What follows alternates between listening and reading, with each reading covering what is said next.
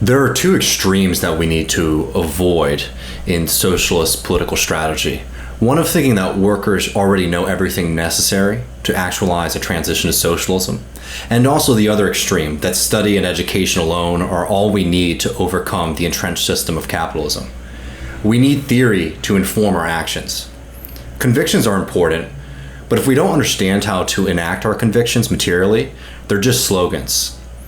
Theory helps us act with purpose. Now, while plenty of Democrats would say they support universal health care coverage, there is a huge difference, for example, between Medicare for All and Obamacare, even though rhetorically they are presented in the same way. Now, that's a fairly obvious example, but consider seriously difficult political questions like the nature of the state, policing, or the role of finance. As socialists, we need to have answers to these questions, with the end goal not being navel-gazing, but action. As Marx wrote in Capital Volume 3 on the Trinity formula, if there were no difference between essence and appearance, there would be no need for science.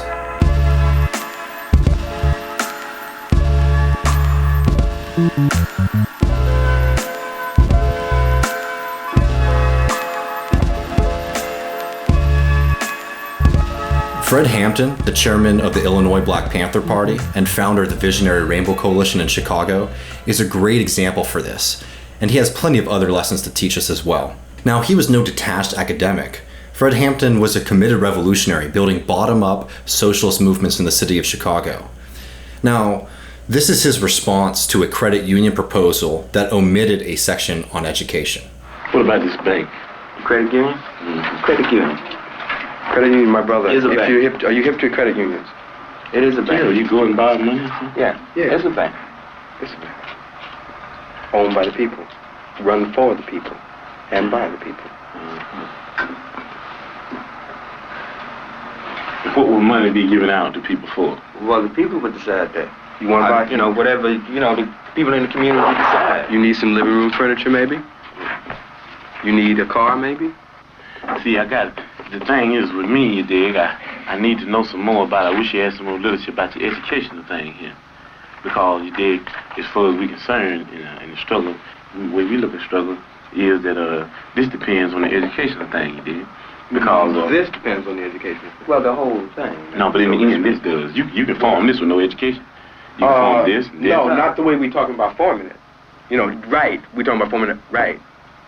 It's not on the paper. We didn't write it on the paper. You can form it right with no education.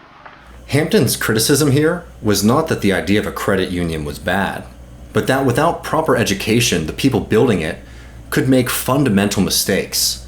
And without a strong understanding of what a credit union seeks to avoid, they could very likely accidentally end up reproducing the same predatory dynamics that already exist in the banking system. Now, we're all educated in a system that treats our class-based economy as natural, hunger as natural, homelessness as natural, and the very few having so much while the many of us suffer as natural. As socialists, we may know that this is false, but without participating in the necessary education, we risk not understanding why. We need political education, so in the short term, we can understand how to combat these systems by knowing what to target and how to mobilize. And in the long term, when we take power, we need to be prepared to not only be able to eradicate these systems, but to put something in place that is not only better, but is workable.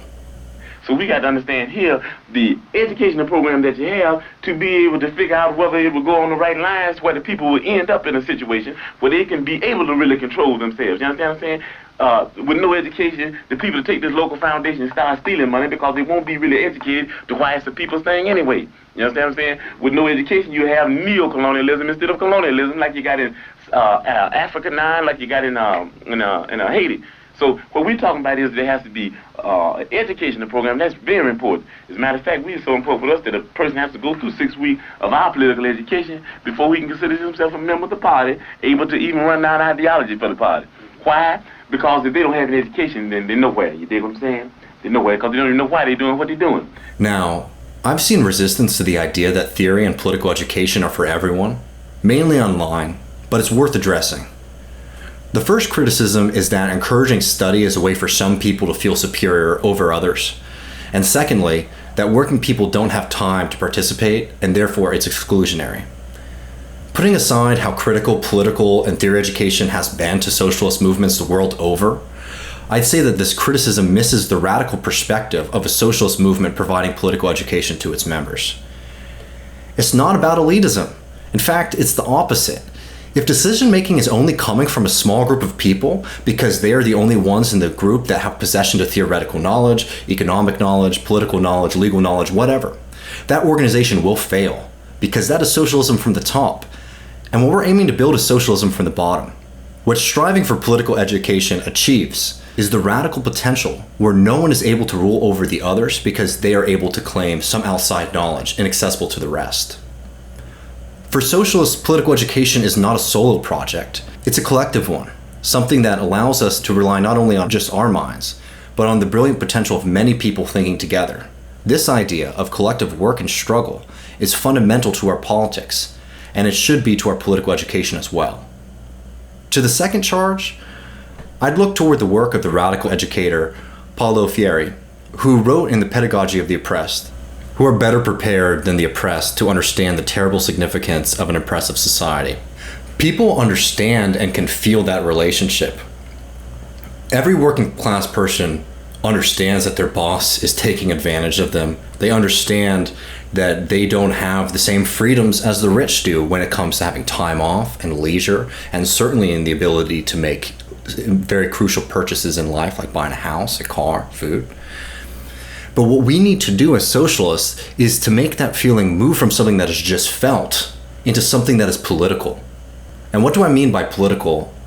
I think Adolf Reed sums it up best. Politics can be understood as a discrete sphere of activity directed toward the outward-looking project of affecting the social order, most effectively through creating, challenging, or redefining institutions that anchor collective action with the objective of developing and wielding power.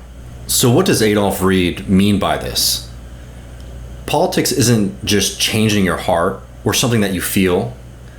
Yes, that can motivate you, but left politics is about collective organizing with the goal of changing people's lives and also changing the structural relationships that they have to others and capitalism so that they can live in a society that is more free, more fair, more egalitarian, and honestly, great.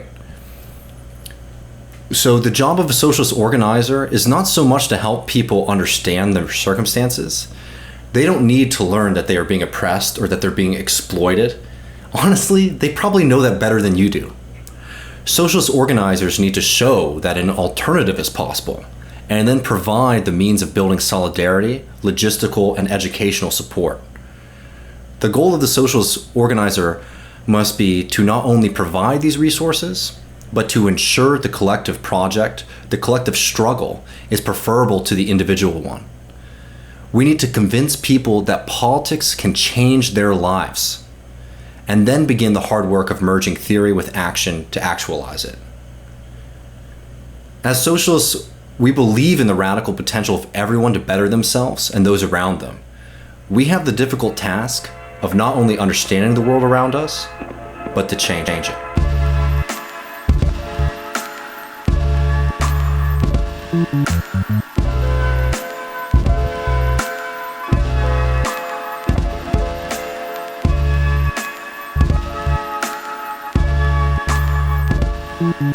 you.